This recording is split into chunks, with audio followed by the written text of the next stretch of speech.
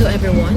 Ngayon ay mag-travel tayo patungo nga Shaolin Temple doon sa may Dongfeng Zhongzhou. Dito lang sa Hainan, medyo malapit lang siya. Kaya magko-commute tayo. Kasama ko yung aking asawa kasi Selingbo at Amy ay may pasok sila. Nakababa na kami ng bus at dito na kami sa syudad ng Puyang. So mag-travel tayo from Puyang to Dongfeng. Papunta na tayo sa bus station. Dito kahit babae ay nagda-drive. Kukuha tayo ng ticket. Then hanapan tayo ng passport kasi wala tayong Chinese ID. Meron din sila dito scanner.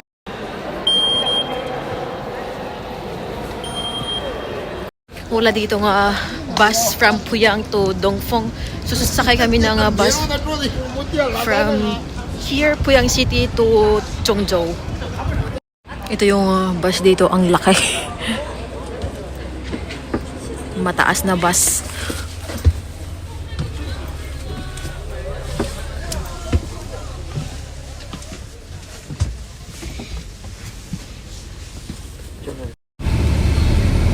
Ito yung mga bus nila dito sa syudad. Mas mura kasi yung bus kaysa train. Yung fare dito sa bus is 60 RMB or 480 pesos papuntang Zhongzhou. Yung layo ng Puyang to Zhongzhou is nasa 220 kilometers or nasa 3.5 hours na biyahe sa bus.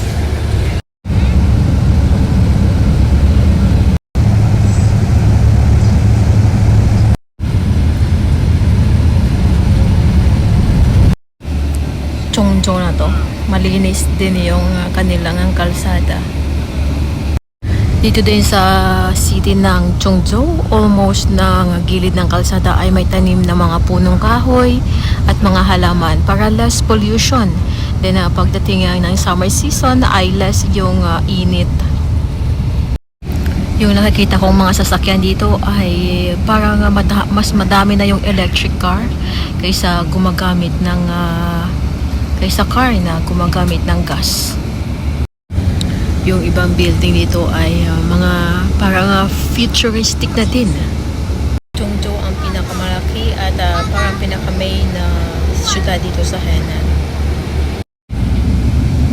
Walang traffic kasi malalaki yung kanilang kalsada dito. Yung nakatira dito sa Zhongzhou is almost 10 million people. Madami din, di ba? Kahit syudad na dito ay talagang napakalawak ng space.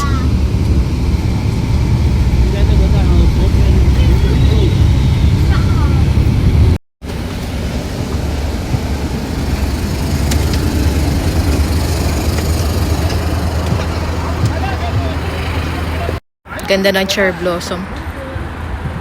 Yung syudad na to ay tad-tad ng CCTV. Ang linis ng kalsada, oh. Ito ay scan ka lang ng QR code at pwede mo na magamit yung mga bike dito. Ito yung public toilet nila. Public toilet. Squat toilet. Automatic na nag-flush to.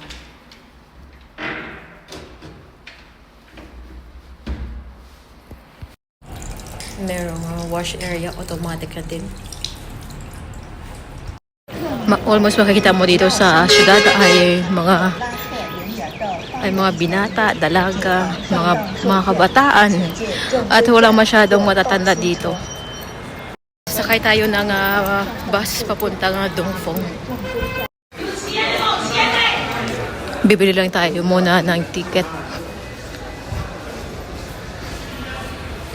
Kailangan din dito i-present yung iyong passport or ID. Nakakuha na tayo ng ticket.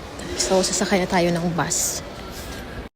Napaka-convenient mag-travel dito kasi kahit sa bus station ay madali lang. Madali kumuha ng ticket, wala masyadong pila. Dito na tayo sa bus. Siguro from Zhongzhou to Dongfeng Dongfeng ay nagkahalaga ng 30 RMB or 240 pesos. Then babiyahe tayo ng 1 hour and 30 minutes. Papunta na kami ngayon sa Shaolin Temple.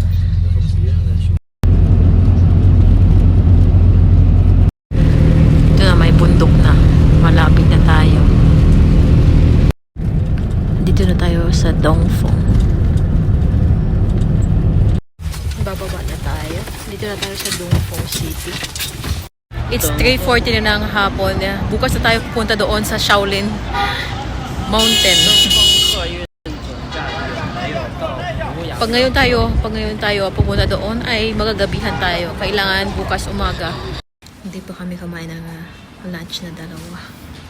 It's 3:43 na ng hapon.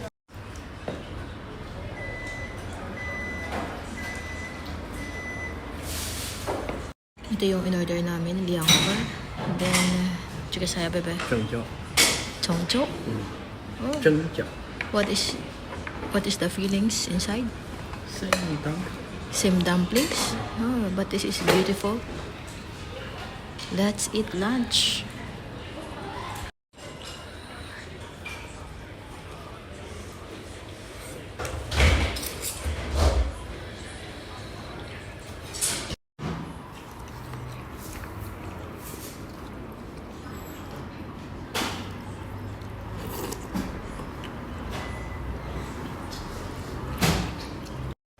Meron tayong rice, then veggies. This is pork.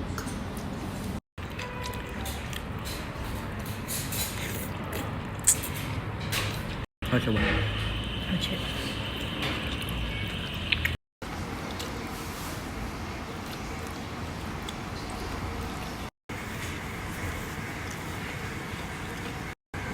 Ito ay steamed lettuce.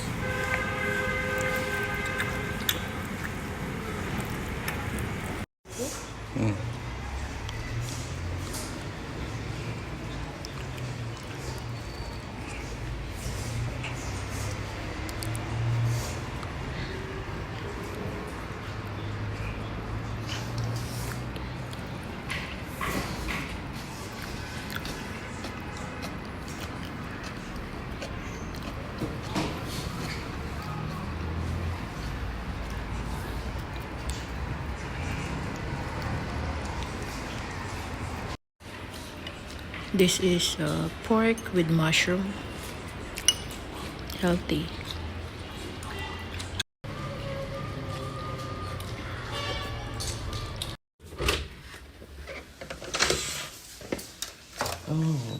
This is big. Oh. Dito nag-hotel kami. 118 RMB or 944 pesos. Dalawang bed. May CR.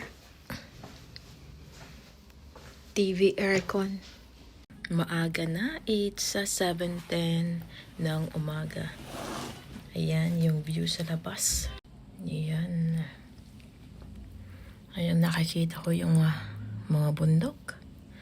At mahangin ngayon. Aalis na kami at mag-breakfast. Tugon mo lang. Dito na tayo sa labas. Malamig yung hangin. Ito yung breakfast namin. Molo bowls. Para may soup tayo. Let's eat breakfast.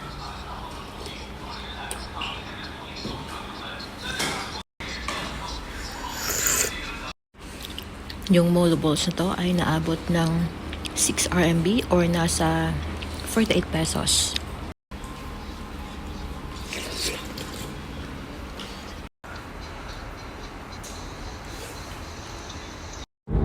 Ito ay martial arts school.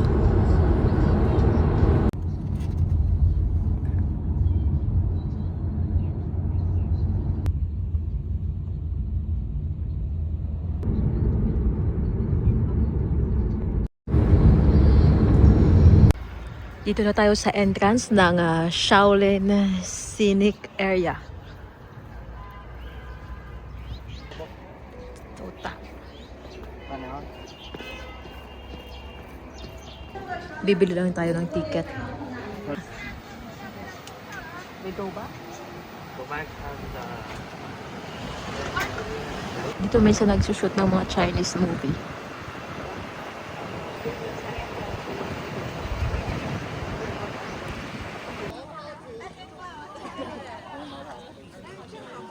Ganda.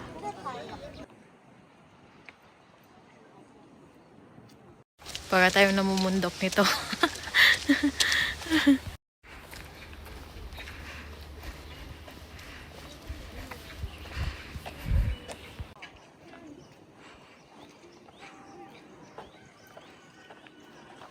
Yung mga lapida na yan ay puntod. May mga nakatira dito. Ang Dongfeng Scenic Area ay isang malaki at makasaysayang destinasyon sa lungsod ng Dongfeng, Henan, China, na nakasentro sa Mount Song, ang Central Sacred Mountain ng China. Ito ay kinikilala bilang UNESCO World Heritage Site at 5A National Scenic Area dahil sa napakaraming sinaunang gusali, mga templo at natural na kagandahan. Kabilang dito ang Shaolin Temple na tahanan ng Zen Buddhism at Shaolin Kung Fu. Ang malaking Shaolin Pagoda Forest ang sinaunang Gaoqing Observatory. Ang Songyang Academy na isa sa 4 na pinakadakilang akademya sa China at ang Zhongyu Temple na isang mahalagang lugar ng Taoismo. Bukod sa mga makasaysayang istruktura, nagtatampok din ang lugar ng matatayog na bundok tulad ng Shaoxi Mountain at Taishi Mountain, mga matatarik na landas at magagandang tanawin sa kalikasan. Sa madaling salita, ang Dongfeng Scenic Area ay isang natatanging lugar na pinagsasama ang kultura, relihiyon, kasaysayan at pakikisapalaran sa bundok. Ito ay tinatawag na Shaoshan Mountain. Marami ding estudyante ay naglalakad dito.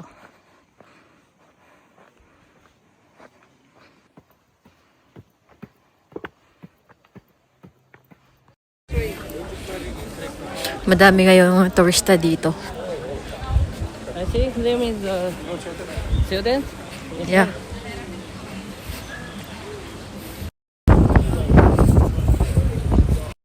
Shaolin School.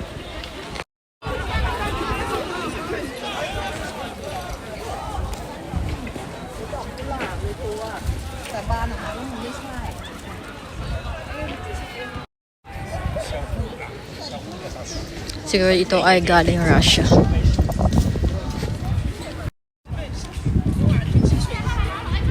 Ito na yung exit.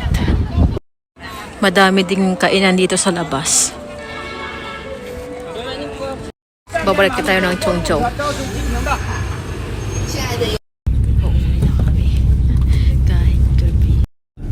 Madami din dito nga tourist bus. Ang lungsod ng Dongfeng ay kilala rin sa mga paaralan ng wushu at martial arts.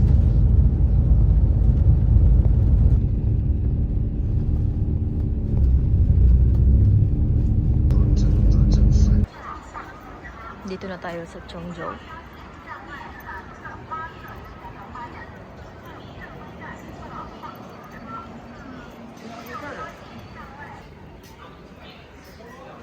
Babalik kami sana ng Puyang kaso wala nang sasakyan. Dito na lang kami kakain at matutulog muna sa Chongzhou. Kaya mahirap din minsan mag-travel kung walang sasakyan. Let's eat dinner. Goat soup. Pampatibay ng buto. Chinese salad.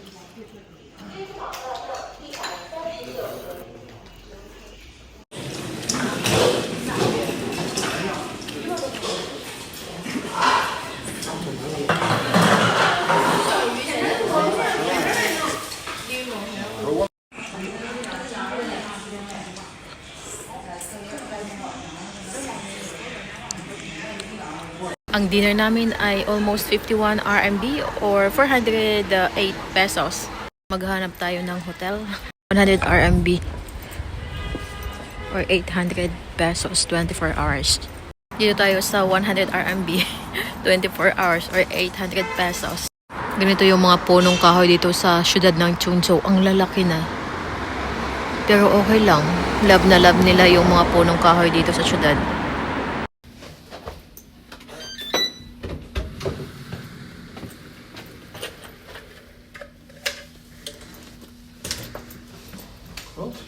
Yan, malinis.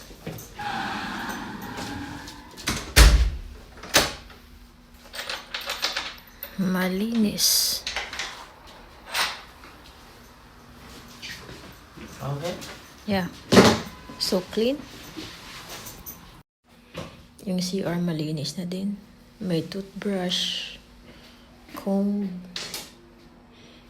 toothpaste, may sabon. Meron din dito emergency kit, flashlight, fire escape hood. Diba kompleto? Aalis na kami. Tatagpuin namin yung classmate ng aking asawa. Sabi daw ay titingin kami ng sasakyan.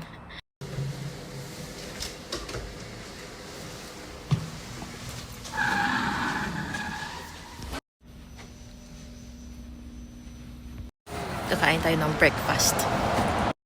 然后要2碗。有菜球啊，有包子，两个包子110。手包。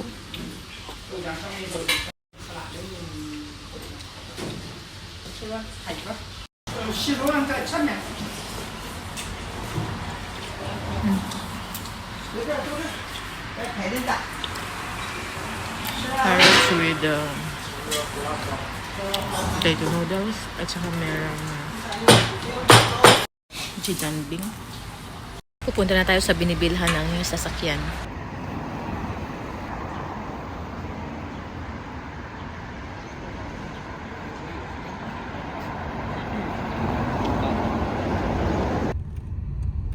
好多年前，哎，得有7、8年前。 Naulan ngayon.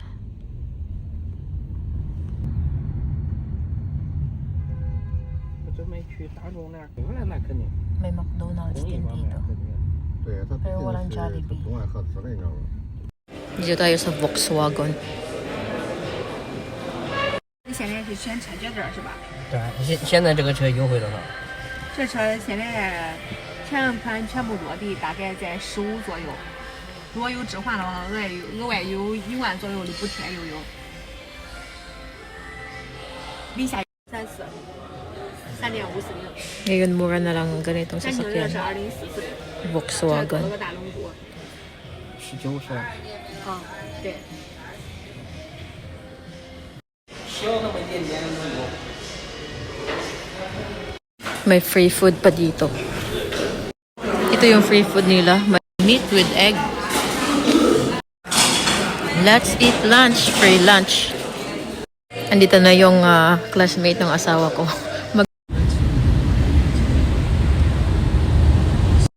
Dito kami pumunta sa ibang shop. Baka makamura dito. Pauwi na kami sa probinsya. 反正我知道是这边要比不要有。 Sichuan style fish. 你知道我在南方的时候，我在长春都是管理，我都干。单方面我说，长春来管理。 Stir fried tofu. 哪个菜呀？ We have rice. 哪一个都把咱就是炒好。没拿人家。他们人干的不知道，他分析他把这给俺干，天天大晚上买的刚买好。 Pauwi na kami. Yung driver namin ay babae. Dito na kami sa bahay. Naulan.